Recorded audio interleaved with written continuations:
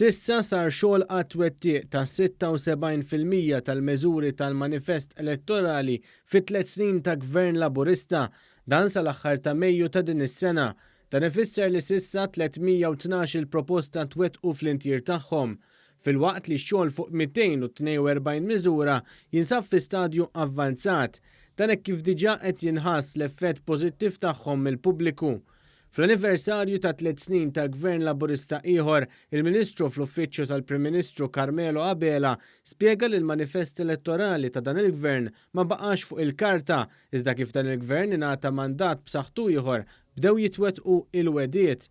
Fost il-miżuri mwettqa hemm dawk li juru l-impenn soċjali ta' dan il-Gvern, fosthom jekk wieħed jara l-firxa fuq it-tnaqqis tat-taxxa fuq is-sara, revużjoni tat-taxxa fuq id-dħul lil ħaddiema kollha u eżenzjoni tat-taxxa lil studenti ta' masters u dottorat fost l-oħrajn. Il-pensjonanti raw żieda wara l-oħra fil-pensjoni, filwaqt li l-Gvern saħħaħ l-inċentivi lil min jixtri l-ewwel u t-tieni dar tiegħu. Min joqgħod fil-kera ra regolamentazzjoni tal-kirjiet filwaqt li għaddej ġmielu x-xogħol fuq 1700 appartament ta' akkomodazzjoni soċjali. Fl-istess ħin qed isir investiment ta' 700 miljun euro fuq il-bini u t-tranġar tat-toroq kollha ta' Malta u Għawdex. Fil-qasam edukattiv ġie ffirmat il-ftehim kollettiv mal-Union tal-Għalliema biex l-edukaturi ingħataw żieda bla preċedent, filwaqt li l-istudenti ingħataw trasport u eżamijiet tal-matrikola u s-sekk b'xejn. Il-Ministru Abela nnota wkoll kif wieħed mill-aqwa servizzi tas-saħħa fid-dinja baqa' b'xejn, dan għalkemm kien hemm min qal fl-elezzjoni ġenerali li għaddiet li dan ma setax jibqa' jsir. Dan filwaqt li ttejbet il-kura tal-mart tal-qalb saru xogħlijiet fuq klinika f'Raħal Ġdid filwaqt li ssaħħaħ is-servizz tal-IVF. F'Għawdex infetħet depo għall-bdiewa u l-Iskola Medika ta' Barts, dan filwaqt li beda xogħol preparatorju fuq il-mina bejn Malta u Għawdex.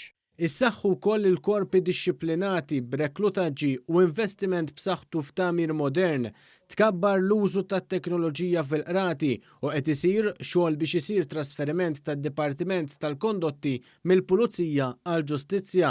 Daħlet ukoll il-liġi ta' żwieġ indaqs u ingħata dritt tal-vot lil żgħażagħ ta' 16-il sena. Bit-tibdil li sar ħatrit għolja fil-pajjiż tpoġġew taħt skrutinju biex bekk tkun imħarsa s-saltna ta' dritt f'pajjiżna. Il-Ministru Carmelo Abela stqar li fl-ewwel 4 xhur li dan il-Ministeru ġie mwaqqaf mill-Prim Ministru Robert Abela kien hemm titjib ta' mill-anqas 8% fir-rata ta' twettiq fil-miżuri.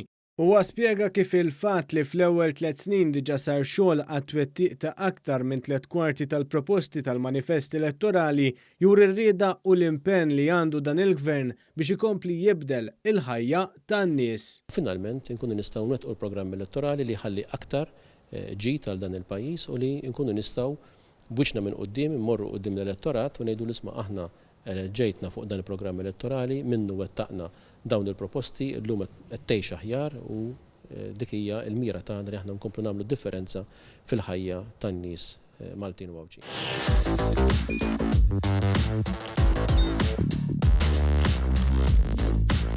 Idħol fuq one.com.mt u hemmhekk tista' tara l-programmi kollha li jxandru fuq One permezz ta' One Play.